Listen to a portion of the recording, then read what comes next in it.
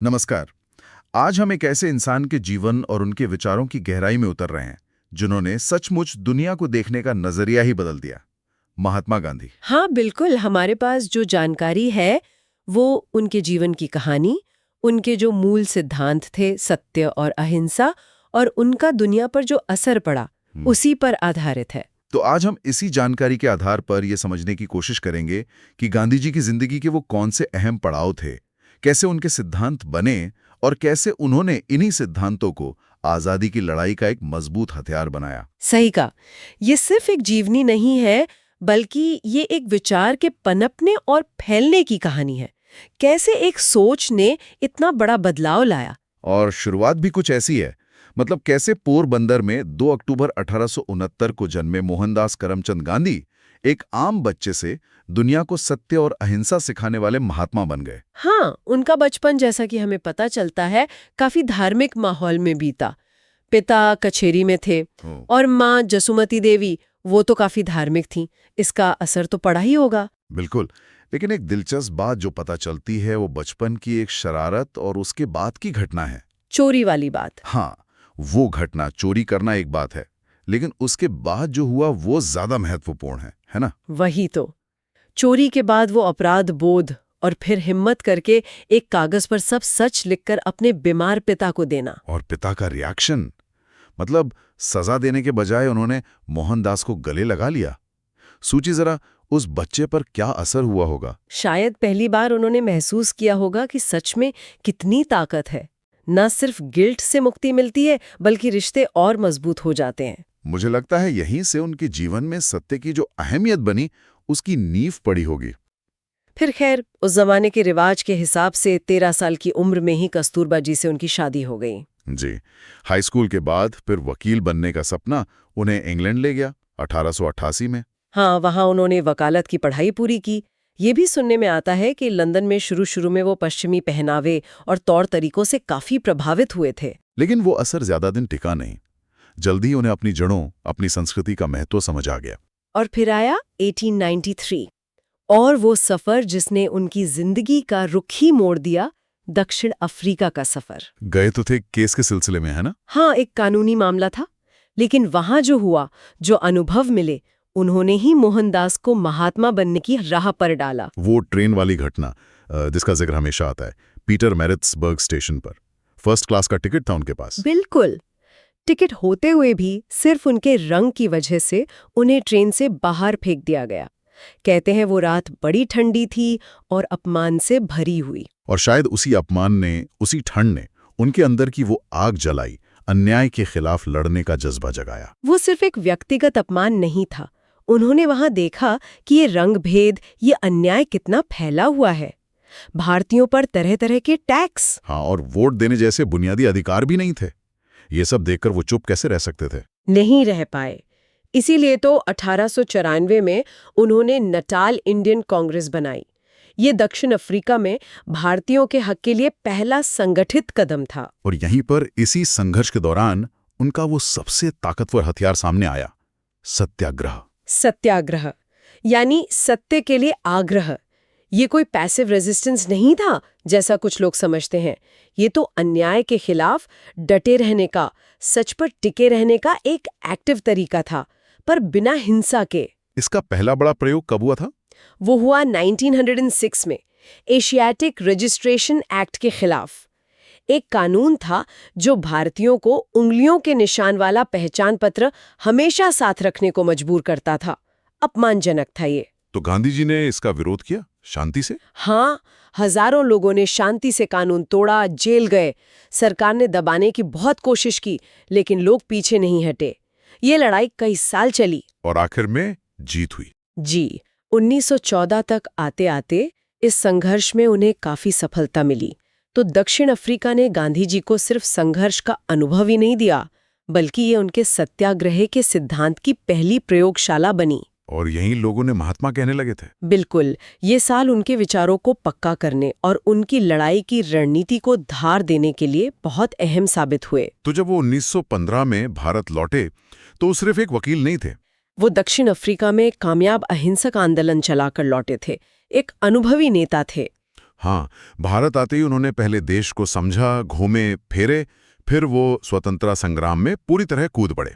और भारत में उनका पहला बड़ा सत्याग्रह वो चंपारण वाला था ना? हाँ, बिहार का चंपारण। वहां नील की खेती करने वाले किसानों का बुरा हाल था। अंग्रेज बागान मालिक उनसे जबरदस्ती नील उगवाते थे और दाम भी बहुत कम देते थे। भयंकर शोषण था। गांधी जी वहां पहुंचे, किसानों की सारी बातें सुनी। न सिर्फ सुनी बल्कि उनको इकट्ठा किया। प्रशासन ने उन्हें जिला छोड़ने का हुक्म दिया, लेकिन वो माने नहीं, जांच करते रहे। उन्हें गिरफ्तार भी किया गया। लेकिन उनके शांतिपूर्ण विरोध और किसानों के जबरदस्त समर्थन के आगे सरकार को झुकना पड़ा आखिर में। हाँ, एक जांच कमेटी बनी, किसानों को राहत मिली। चंपारण ने पूरे भारत को दिखा दिया कि सत्याग्रह में कितनी ताकत है। चंपारण के बाद अहमदाबाद मिल मजदूरों की हड़ताल में भी उन्होंने यही तरीका अपनाया। जी, वहां वो मजदूरों की तनख्वाह बढ़ाने के लिए भूख हड़ताल पर भी बैठे थे और साथ ही साथ उन्होंने स्वदेशी का प्रचार भी तेज कर दिया। मतलब अपने देश में बनी चीजें इस्तेमाल करना, खासकर खादी और विदेशी सामान का बहिष्कार। ये सिर्फ इकोनॉमिक मामला नहीं था, ये अंग्रेजी हुकूमत को चुनौती देने का और भारतीयों में स्वाभिमान जगाने का एक बहुत शक्तिशाली तरीका था, अपनी ताकत पहचानने का तरीका। लेकिन आजादी की राह आसान कहाँ थी? 1919 में जलियांवाला बाग अमृतसर में जो हुआ वो तो भयानक था। बहुत भयानक। बैसाखी का दिन था, लोग शांति से सभा कर रहे थे और जनरल डायर ने बिना चेतावनी गोलियां चलवा दी।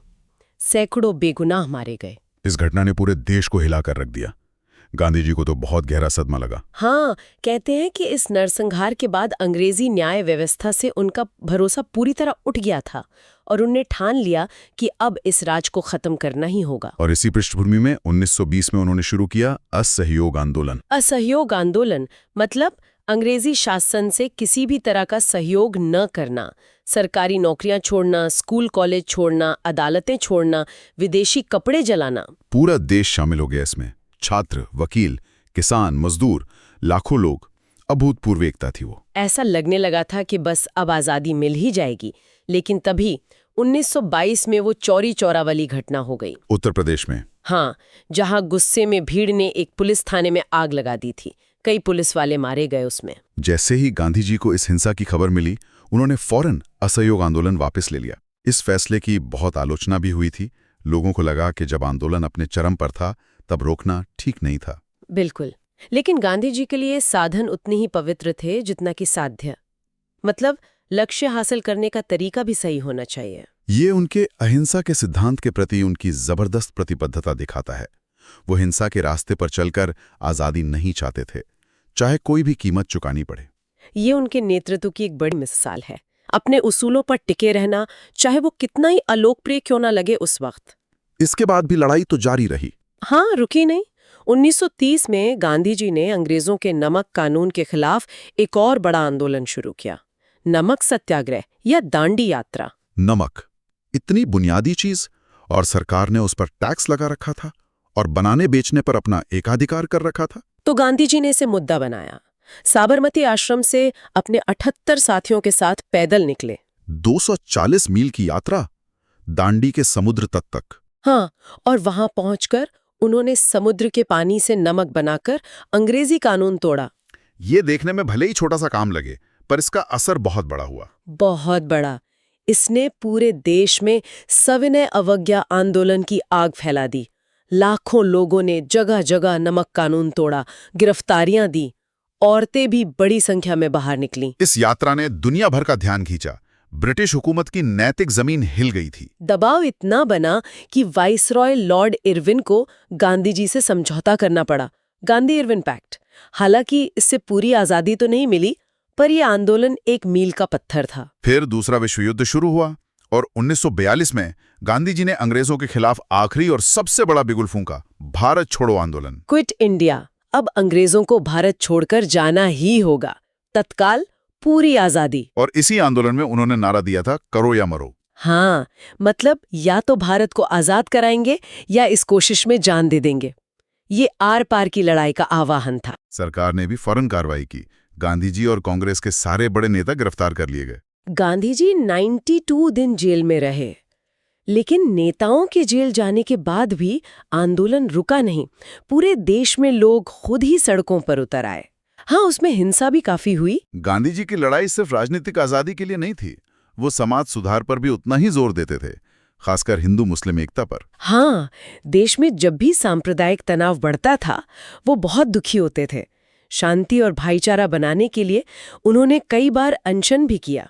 और आखिरकार इतने लंबे संघर्ष के बाद 15 अगस्त 1947 को भारत आजाद हुआ। लेकिन ये आज़ादी बंटवारे का दर्द लेकर आई। भारत और पाकिस्तान, इतिहास के शायद सबसे भयानक सांप्रदायिक दंगे हुए। लाखों लोग मारे गए, बेघर हुए। कहते हैं गांधी जी इस बंटवारे और हिंसा से इतने ज्यादा दुखी थे कि उन्होंने आजादी के जश्न में हिस्सा ही नहीं लिया। नहीं लिया। वो उस वक्त दिल्ली में नहीं थे, बल्कि बंगाल के नोआखली में थे।